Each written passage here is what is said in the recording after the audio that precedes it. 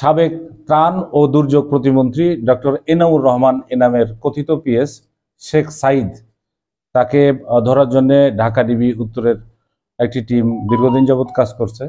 আজকে তথ্য প্রযুক্তির মাধ্যমে জানতে পারে যে সে সাভার এলাকায় প্রবেশ করে এবং তার নতুন বাসা সাভার নামাবাজার এলাকা থেকে ধরা হয়। সে বাসায় পুলিশ যখন ধরতে যায় তখন সে বাথরুমে লুকায়িত ছিল।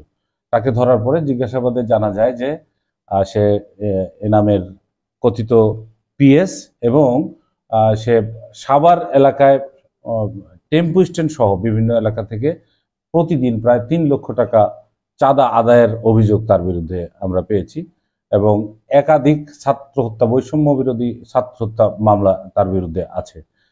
সে প্রকৃতপক্ষেই খারাপ ব্যক্তিত্ব। তাকে আমরা জিজ্ঞাসাবাদ করেছি। জিজ্ঞাসাবাদে সে জানায় সে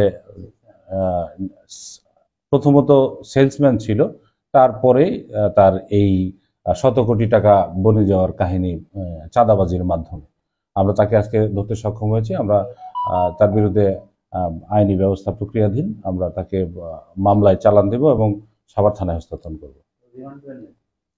সাভার থানা মামলা তদন্তকারী কর্মকর্তা যদি মনে করেন রিমান্ডে নেবেন, অবশ্যই তাকে রিমান্ডের জন্য প্রেয়ার দেবেন বিজ্ঞ আদালত।